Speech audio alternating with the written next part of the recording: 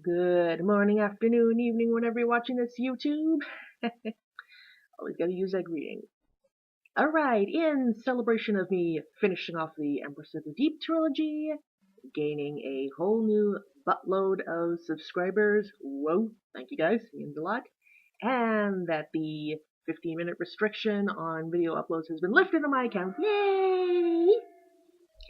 I thought I'd kick off a new sort of series, you might say. I've noticed it's kind of the hip thing on YouTube for everybody to show off their DVD, Blu-ray, VHS, whatever collection. So I thought, what the heck.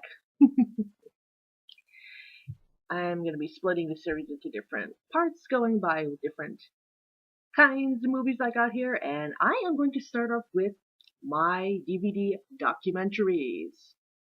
I gotta admit, I'm kind of a nerd. I love documentaries, if the subject interests me, of course.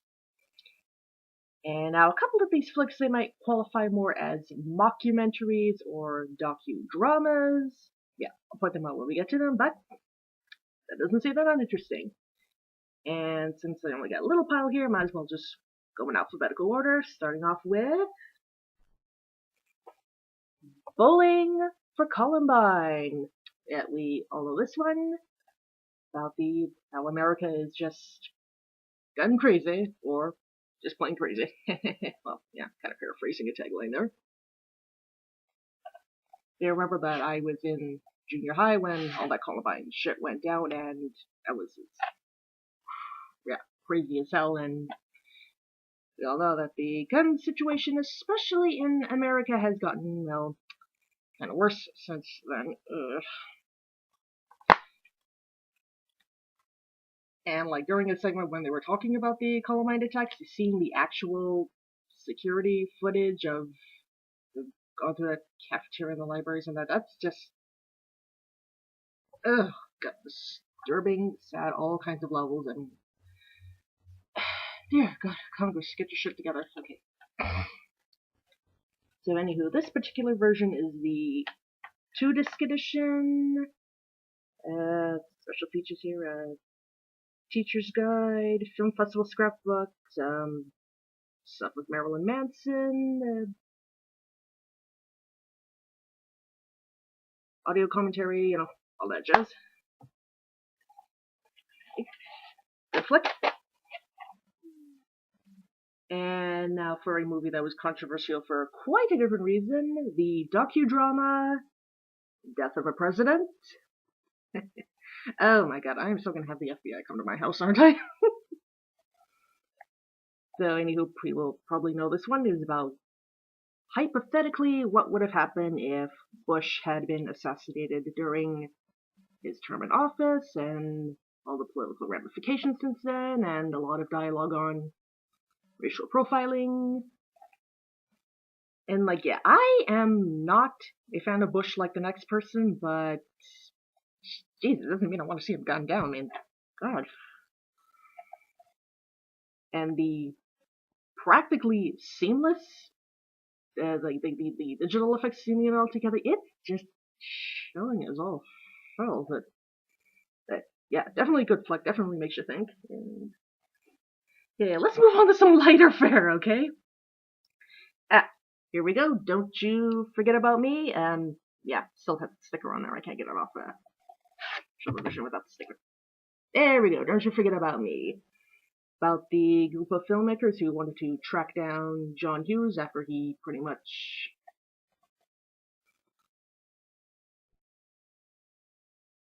hit himself. Good God, am I gonna have to edit all of these blanks? So, yeah, anywho, John Hughes, great filmmaker, great screenwriter, all those teen classics. If you love John Hughes, then you really can't go wrong with this. More light fare. One of my favorites. Every little step. Yep, everybody who knows me knows that I'm totally obsessed with the chorus line, and this little piece right here, it has like parallel stories of when they were casting the 2006 revival, and you also hear a lot of stories about how the original show came together, and you hear like the original audio tapes of all the dancers telling their stories and interviews with some of the dancers, and yeah, like until there is actually like a performance DVD of Chorus Line. Hint, hint. This is gonna have to do. Yeah. Okay. Oh dear, we're heading back into dark territory again. The infamous Faces of Death. Dun, dun, dun, dun. Yeah, in case you haven't figured it out by now, I'm a little bit of a weirdo. So yeah, we all know this one, the Documentary, one of the more infamous video nasties that was supposed to show all these, real scenes of death, but as we all know, that was either like stock footage or recreations. Although I gotta admit, a lot of the animal stuff, like even if the monkey brains scene wasn't real, oh god, I can't watch that. Wait. And like another weird thing, like when I, hearing about this, you think it's gonna be like the most splatterific, most horrific thing ever. Like something that would even make the directors of Hostel go, whoa, dude, that's too much. But yeah, compared to nowadays, like I said, even if some of the animal cruelty stuff is hard to watch, it's not that bad. But like if you don't like horror movies, then obviously stay away from this. But if you're just kind of like a good old fashioned spook, you might say, then interesting to check out. And there are the 3 sequels to this, and don't have the DVDs, but I just found them all on YouTube, so don't know if I'd want the DVD version quite just yet. So okay, moving on. Michael Moore showing up again. Fahrenheit 9/11. Yeah, I was in senior high when that went down. Like, just getting ready for school, and you see the first plane hit the towers, and you just think, oh, good God, well, geez, that's a horrible accident. And then when I got to school, the other plane hit the other towers, and that's no accident. And well, we all know how everybody freaked out since then. So. Disturbing, sad, makes you think, all of that. And here we go. Going to Pieces, The Rise and Fall of the Slasher Film. This is adapted from a book of the same name, which I also recommend, really great book. Interviews with a lot of filmmakers, tons of clips, all the gushy bits. All the way from Halloween to the renaissance of horror films in the 90s, you might say, with Scream and I Know What You Did Last Summer and all that. The only complaint I have with this one is the subtitle. There are no English subtitles, there's only Spanish subtitles. So if I wanted to watch with the commentary, which I often do watch films with a commentary, but then I just turn the English subtitles on, nothing in English. But, well, I guess no DVD's perfect, so. But, anywho, you do love horror movies, then gotta get this. Alright, moving on to another docudrama. Look. Ooh. This was supposedly stitched together from security camera footage. Although, there are a lot of plot holes with the security camera footage, like they don't take sound, so you really can't hear all the jazz that is going on. Like, nevertheless, it's still a little unsettling, the stories you see, if the moral of this story, the moral of this movie is, people suck. But it's not necessarily bad, so, yeah. Like I say, you want something different? Go ahead. Check it out. Look. Okay, back to true documentary with the Texas Chainsaw Massacre, a family portrait. I personally was a little disappointed with this one. It's mostly a bunch of talking heads. Kind of wanted to see a little more behind the scenes shit, but like, it's a good thing I'm not really attached to Texas Chainsaw Massacre, or I would have been majorly disappointed, so. But then again, you might have different tastes than me, so. Alright, moving on.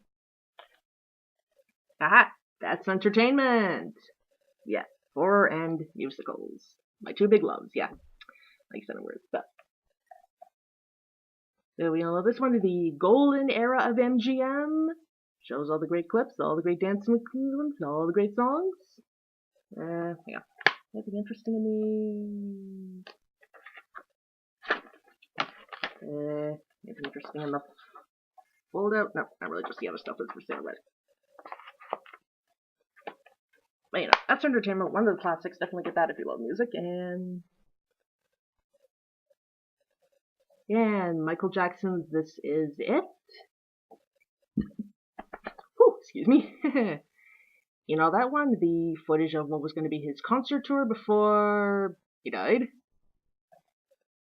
And yeah, even though MJ had was a really screwed up personal life, and that's, I'm gonna say unless I start a flame war in the comments or whatever. I mean, he really could sing and dance. I mean, God, can't deny that. And yeah, you love MJ, gotta get that. And last in the documentary pile, Ringers, Lord of the Fams, and don't mind the little Hughes sticker on there. Dominic Monaghan makes not so secret love. Wow. So yeah, he's hosted this documentary on the phenomenon of the Lord of the Rings saga. Yeah, all these ringers, hailing all the way from Middle America to Middle Earth. Yeah. Costumes and figurines and fanzines, fan fiction, even those crappy Ralph Bakshi films. Yeah, I said it. Alright, that's it for the documentary pile, and for the next set of videos, I plan to do my television box sets. Got a few of those, that should be interesting. So thanks for watching this, guys, and I'll see you around the next bit. Mwah! Bye-bye.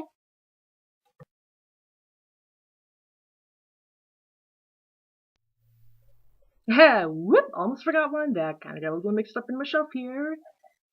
Boogeyman, the killer compilation from Flixmix. Nothing but the good stuff.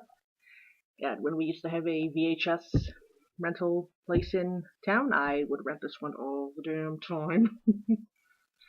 Visually see all these great horror monsters with clips of their best kills. And since this is on DVD, you get a whole bunch of extra stuff. You get commentary by Robert Englund. Freddy Krueger, good God, I hope I pronounced that right. Don't kill me if I don't. Then little extra bits of trivia about the filmmaking and the characters. Theatrical trailers for all of them. And if you fiddle around in one of the menus, I'm giving you the same here, you fiddle around in one of the menus, you highlight something just right, there is an bonus clip from Jack Frost 2, or I think it's Jack Frost 2, anywho, as well, one of those Killer Snowman movies, so, anywho, there's a little hint for you, and, alright, back to the rest of the movies.